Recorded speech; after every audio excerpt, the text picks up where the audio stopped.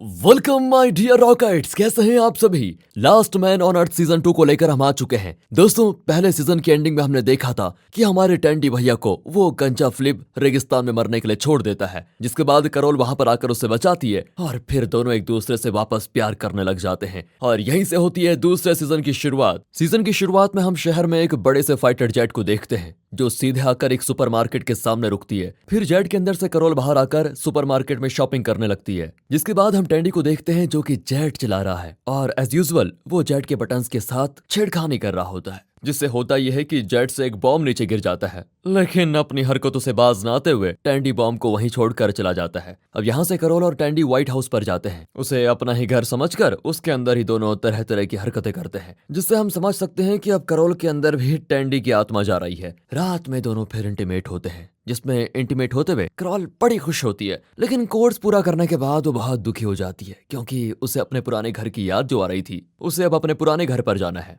ये बात जब करोल टैंडी से कहती है तो टैंडी का यही जवाब आता है कि वो लोग मुझे पसंद नहीं करते हैं और वो गंजा तो मुझे देखकर ही मारने की कोशिश करेगा। ऑफ कोर्स यहाँ पर टैंडी फ्लिप की ही बात कर रहा है, लेकिन करोल टैंडी को समझाती है कि मुझे तो अपने दोस्तों की बहुत याद आ रही है और वो लोग तो अब इन बातों को भूल चुके होंगे। पर फिर भी ये सुनने के बाद भी टैंडी रिस्क नहीं लेना चाहता। अब स्पेस में दिखाते हैं तो इंटरनेशनल स्पेस स्टेशन में माइक नाम का एक एस्ट्रोनॉट होता है जो कि वहां पूरी तरह से अकेला है और उसकी हरकतें भी टैंडी जैसी होती है। वो भी अपने अकेलेपन को दूर करने के लिए दो कीड़ों से बात करता है, जिसका नाम उसने टेरी और नैन्सी रखा है। माइक पूरे दिन टेरी और नैन्सी को अपनी बातों से पकाता रहता है, जिससे बोर होकर नैन्सी माइक को छोड़कर हमेशा के लिए भगवान के पास चली जाती है और अब माइक के पास उसका एक ही दोस्त बचा है। फिर से हमें टैंडी को दिखाया जाता है जो कि आखिरकार करोल की बात मान ही लेता है और दोनों अब टूसोन जा रहे हैं। उसी दौरान रास्ते में जाते हुए टैंडी एक पेट्रोल पंप पर रुकता है, लेकिन गलती से वो करोल को वहीं भूल जाता है। पर जब तक उसे करोल की याद आती है तब तक टैंडी ये भी भूल चुका था कि वो कौन से पेट्रोल पंप पर रुका था।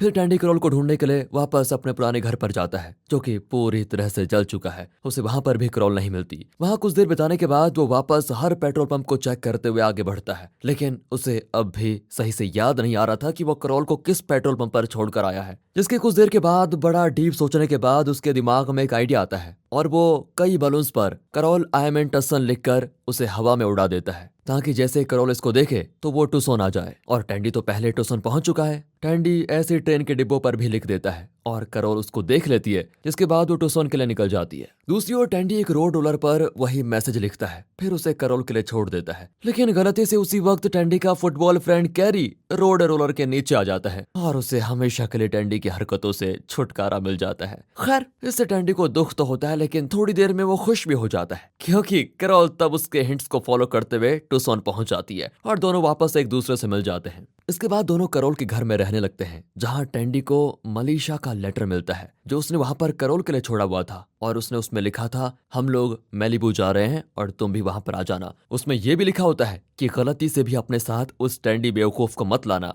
बस फिर क्या था, इसे पढ़कर टैंडी बड़ा गुस्सा हो जाता है और वो करोल को लेटर के बारे में ना बताने का फैसला करता है ताकि करोल उसे यहीं अकेला छोड़कर ना चली जाए। लेकिन कुछ देर के बाद करोल को अपने दोस्तों की बहुत याद आने लगती है और टैंडी से ये सब देखा नहीं जाता। वो आखिरकार उसे उस लेटर के बारे में बता ही देता है। पर जैसे करोल को ये पता चलता है कि उन लोगों ने टैंडी को वहां आने से मना किया है, तो वो अपनी खुशी के खिलाफ मेलिबू जाने से मना कर देती है, जिसके बाद दोनों खुशी में बहुत ड्रिंक करते हैं और करोल फिर बेहोश हो जाती है। अब सुबह जब करोल की आंख खुलती है तो वो देखती है टैंडी उसे मेलिबू लेकर जा रहा है, जिससे वो खुश तो होती है, लेकिन उसे ये भी सोचना होता है कि टैंडी की अब उन लोगों से वापस दोस्ती कैसे कराऊं। अब वहां पहुंचकर वहां उनके पुराने दोस्त मिल जाते हैं, जिन्हें पहले ये दूर से देखते हैं और उनके साथ एक नया आदमी भी होता है। पहले करोल वहां जाने का फैसला करती है ताकि वो जान पाए कि उनका मूड कैसा है। फिर वो वहां पर जाते ही सभी को डराने की कोशिश करती है, जिसमें वैसे कोई डरता तो नहीं, लेकिन नया आदमी करोल से इतना डर जाता है कि उसे हार्ट अटैक आ जाता है और उसकी वहीं पर मौत। असल में वो गेल का लवर था जिसे कुछ देर पहले करोल ने मार दिया। अब सभी लोग उस आदमी को श्रद्धांजलि देते हैं। फिर करोल टैंडी के बारे में सभी से बात करने का फैसला करती है। तभी करोल से मिलने के लिए फिलिप आता है। वो कहता है कि मैं अब भी तुमसे प्यार करता हूँ।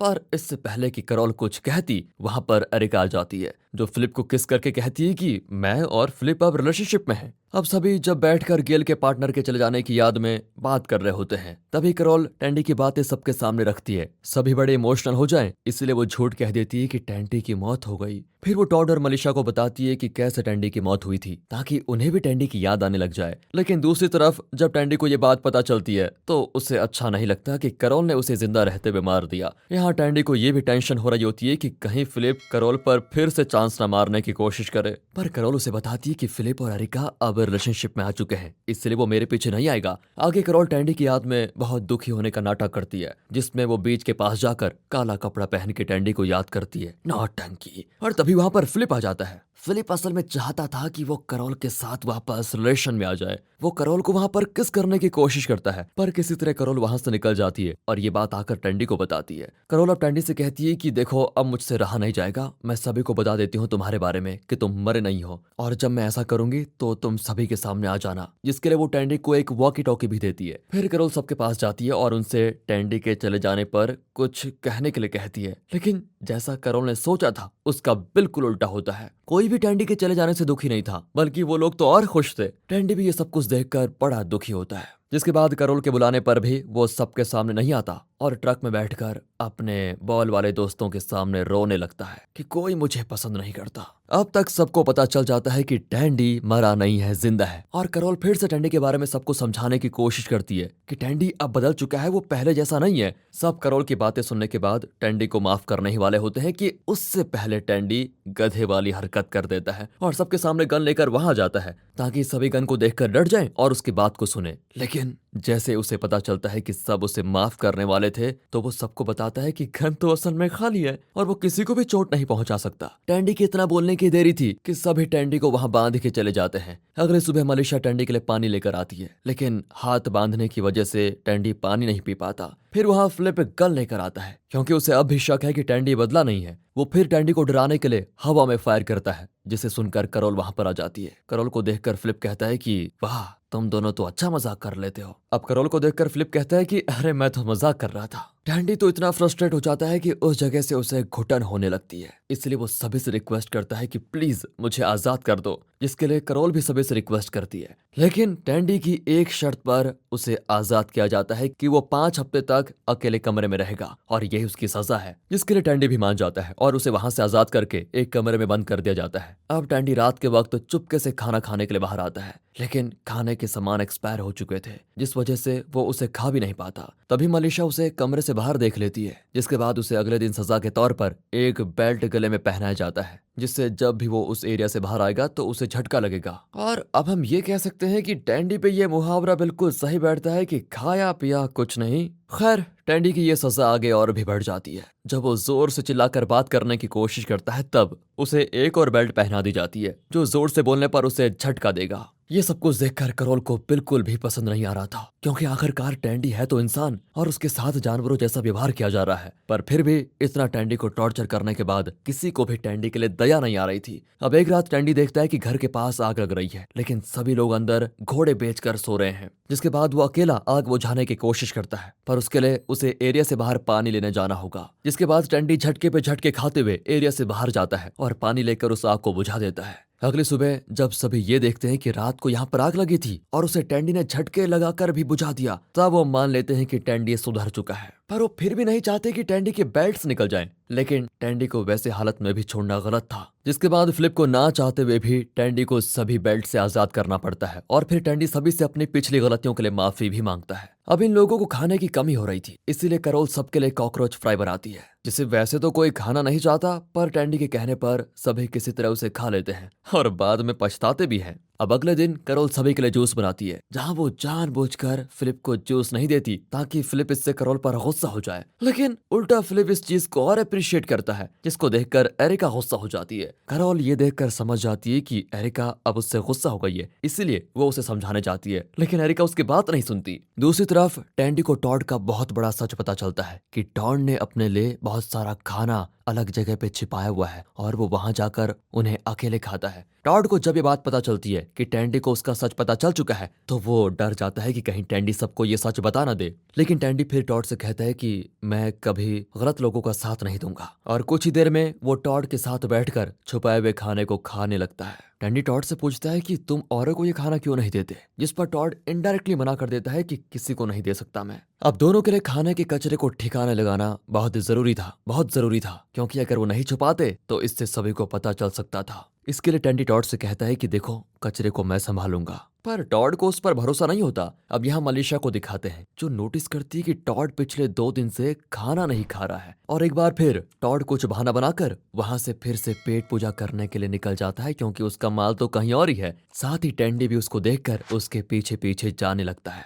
अब दोनों उस जगह पर पेट पूजा करने के बाद टैंडी कचरे को साफ करता है और उसे बीच पर फेंक देता है। साथ ही घर पर खाने के एक सामान को रखकर उस पर टॉड का नाम लिख देता है, जिसके लिए सभी बड़े खुश होते हैं कि टॉड उनके लिए ये लेकर आया। लेकिन टॉड को टैंडी की ये हरकत पसंद नहीं आती, क्योंकि लगता है टॉड को खाने से कुछ ज्यादा ही प्यार था। आगे सभी को बीच पर वो फेंका हुआ कचरा दिखता है, जिस पर टैंडी सभी से कहता है कि ये कचरा समुद्र से तैर कर आ गया होगा। हालांकि इस बात पर कोई भी हल्का सा विश्वास नहीं करना चाहता। टैंडी फिर पूरा इल्जाम अपने सर पर ले आता है कि मैंने ही ये खाना खाया है। पर मलिशा को तब शक हो जाता है कि टैंडी झूठ बोल रहा है, और फिर सभी को सच पता चल जाता है कि टॉड ने ही इस खाने को छुपाया था और फिर दोनों ने इसको मिलकर खाया, जिसके लिए टॉड सभी से माफी मांगता है। पर फिर टॉड और टैंडी दोनों को सजा के तौर पर बांध दिया जाता है। लेकिन इससे टॉड टैंडी से बड़ा खुश होता है कि टैंडी ने उसका पूरा इल्जाम अपने ऊपर ले लिया। वो उसे थैंक यू भी कहता है। अगले दिन दोनों की सजा खत्म हो जाती है और दोनों अपने अपने काम पर लग जाते हैं। वहाँ टैंडी को पता चलता है कि उनका जनरेटर खराब हो चुका है और उसके पास ज्यादा ऑयल भी नहीं है।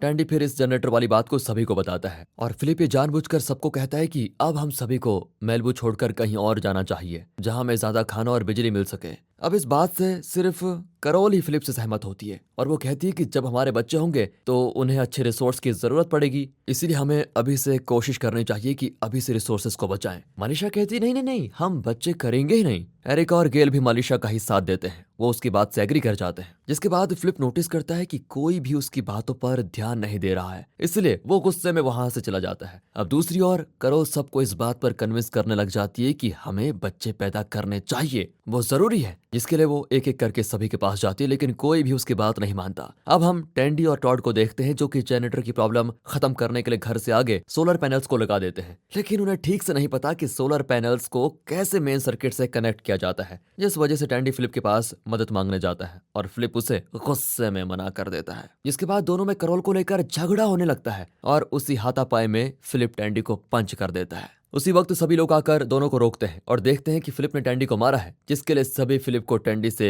माफी मांगने के लिए कहते हैं और इसकी सजा भुगतने के लिए भी कहते हैं। पर फिलिप तो यहाँ पर अपनी ही अकड़ में रहता है और वो दोनों ही चीज करने से मना कर देता है, यानी कि माफी मांगने से भी और सजा को भुगतने से भी। जिसके बाद अगले दिन फिलिप मलबू छोड़कर जाने लगता है और जाने से पहले करोल के पास आकर टैंडी के बारे में वो करोल को बहुत कुछ कहता है। हालांकि टैंडी भी ये सब कुछ सुन रहा था, पर वो फिलिप को कुछ कहता नहीं। फिलिप फिर करोल को प्रपोज करता है और कहता है, क्या तुम मेरे साथ चलोगी? जिस पर करोल कुछ कहती उससे पहले एरिका वहां पर आ जाती है और वो सभी को बता देती है कि मैं प्रेग्नेंट हूँ और फिलिप के बच्चे की माँ बनने वाली हूँ। बस इसे सुनकर सभी हैरान हो जाते हैं और इसी के साथ सीजन 2 का 1st से लेकर 6th एपिसोड की कहानी खत्म होती है। और इसी के साथ आप हमारे दूसरे चैनल की तरफ देख सकते हैं, मूवीज वेदर की तरफ। अगर आपको पसंद आए तो सब्सक्राइब कर देना, नहीं आए तो लाइक तो करके ही जाना। मिलते हैं इसके आगे के एपिसोड्स के साथ, तब तक के लिए गुड बाय, ख्याल रखें अपना and finally thanks for watching.